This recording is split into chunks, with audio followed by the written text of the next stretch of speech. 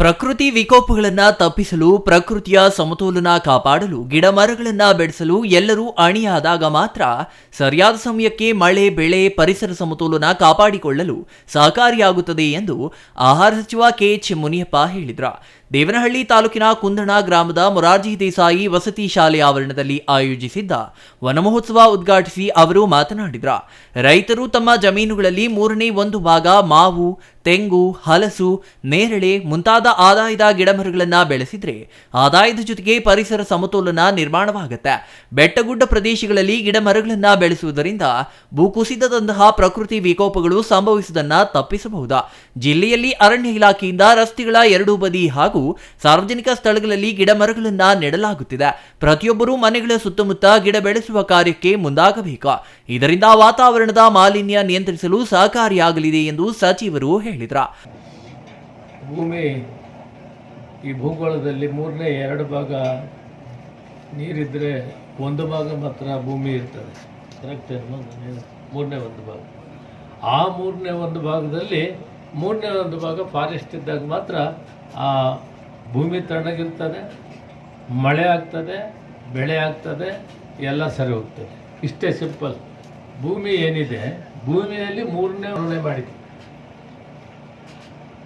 ಗಿಡ ನೆಡೋದಕ್ಕೆ ಬಹಳ ಒತ್ತು ಕೊಟ್ಟಿದೆ. ನನ್ನ ಕಾಲದಲ್ಲಿ ರೋಡ್ ಟ್ರಾನ್ಸ್ಪೋರ್ಟಲ್ಲಿ ಇಡೀ ರಾಷ್ಟ್ರದ ಎಲ್ಲ ರಾಷ್ಟ್ರ ಹೆದ್ದಾರಿಗಳಿಗೆ ತಪ್ಪದೇ ಹಾಕಬೇಕು. ಏನು ಹಿಂದೆ ಮಹಾರಾಜರುಗಳು ಈ ರಸ್ತೆಗಳಲ್ಲಿ ಯಾವ ರೀತಿ ರಕ್ಷಣೆ ಮಾಡ್ತಾಯಿದ್ರು, ಅದರಲ್ಲಿ ಒಂದು ಕಡೆ ನೆರಳು ಆಗ್ತದೆ, ಒಂದು ಕಡೆ ಪಕ್ಷಿಗಳಿಗೆ ಆಹಾರನೂ ಆಗ್ತದೆ, ಹಣ್ಣು ಹಂಪಲ.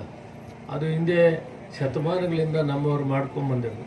ಅದಕ್ಕೆ ನಾನು ನೈನಿತಾಲ್ಗೆ ಹೋಗುವಂಥ ಕಾಲದಲ್ಲಿ ಉತ್ತರ ಪ್ರದೇಶದಲ್ಲಿ ಆ ಜಾಗಕ್ಕೆ ಬಯಲಿತ್ತು, ಬರೀ ಗದ್ದೆ ಇರ್ತಿತ್ತು, ಮರ ಇರಲಿಲ್ಲ. ರೋಡ್ ಮಾಡಿದ್ರು. ಆ ರೋಡ್ಗೆ ಯಾಕೆ ನೀವು ನೆಟ್ಟಿಲ್ಲ ಅಂತ ಕೇಳಿದ್ರು. ಅವರೇ ಡೈರೆಕ್ಟರ್ ಇದ್ದರು, ಈ ರೋಡ್ಗಳಿಗೆ ಸಂಬಂಧಪಟ್ಟವರು. ಅವರು ಉತ್ತರ ಪ್ರದೇಶದವರು. ಇವತ್ತು ಈ ರಾಷ್ಟ್ರದಲ್ಲಿ ಕಂಪಲ್ಸರಿ ಬೇವು, ಹೊಂಗೆ, ನೇರಳೆ, ಆಲ, ರಾಗಿ ಇವೆಲ್ಲವನ್ನು ಕೂಡ ರೋಡ್ಗೆ ಹಾಕಬೇಕು ಅಂತ ಒಂದು ತೀರ್ಮಾನವನ್ನು, ಕಠಿಣವಾದಂಥ ಕಾನೂನನ್ನು ಮಾಡಿದ್ವಿ. ಈಗಾಗಲೇ ರಾಷ್ಟ್ರೀಯ ಹೆದ್ದಾರಿಗಳಲ್ಲಿ ಕೂಡ ಇದನ್ನು ಹಾಕ್ತಾ ಇದೆ.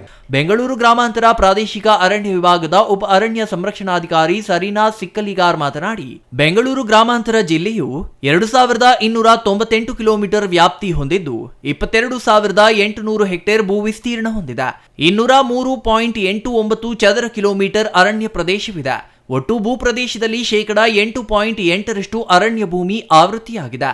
ಈ ನಿಟ್ಟಿನಲ್ಲಿ ಪರಿಸರ ಸಮತೋಲನ ಕಾಪಾಡುವ ದೃಷ್ಟಿಯಿಂದ ಅರಣ್ಯೀಕರಣ, ವನ್ಯಜೀವಿ ಸಂರಕ್ಷಣೆ ಮುಂತಾದ ವಿವಿಧ ಕಾರ್ಯಕ್ರಮಗಳನ್ನು ಅರಣ್ಯ ಇಲಾಖೆಯಿಂದ ಆಯೋಜಿಸಲಾಗುತ್ತಿದೆ ಎಂದರು.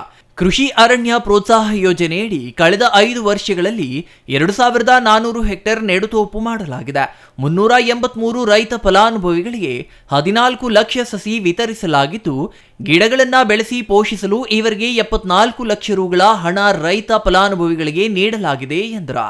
ಇನ್ನು ಕಾರ್ಯಕ್ರಮದಲ್ಲಿ ಬೆಂಗಳೂರು ಅಂತಾರಾಷ್ಟ್ರೀಯ ವಿಮಾನ ನಿಲ್ದಾಣ ಯೋಜನಾ ಪ್ರಾಧಿಕಾರದ ಅಧ್ಯಕ್ಷ ಶಾಂತಕುಮಾರ್, ಜಿಲ್ಲಾ ಗ್ಯಾರಂಟಿ ಯೋಜನೆಗಳ ಅಧ್ಯಕ್ಷ ರಾಜಣ್ಣ, ನೇತ್ರಾವತಿ, ನೀಲಮ್ಮ, ಜಿಲ್ಲಾಧಿಕಾರಿ ಡಾಕ್ಟರ್ ಎನ್ ಶಿವಶಂಕರ್, ಜಿಲ್ಲಾ ಪಂಚಾಯತ್ ಮುಖ್ಯ ಕಾರ್ಯನಿರ್ವಹಣಾಧಿಕಾರಿ ಡಾಕ್ಟರ್ ಕೆಎನ್ ಅನುರಾಧ, ಉಪವಿಭಾಗಾಧಿಕಾರಿ ದುರ್ಗಶ್ರೀ, ಜಿಲ್ಲಾ ಪಂಚಾಯತ್ ಉಪಕಾರ್ಯದರ್ಶಿ ಟಿಕೆ ರಮೇಶ್ ಇನ್ನೂ ಹಲವರು ಹಾಜರಿದ್ದರು. Satish Kumar, CTV news, Devanahalli.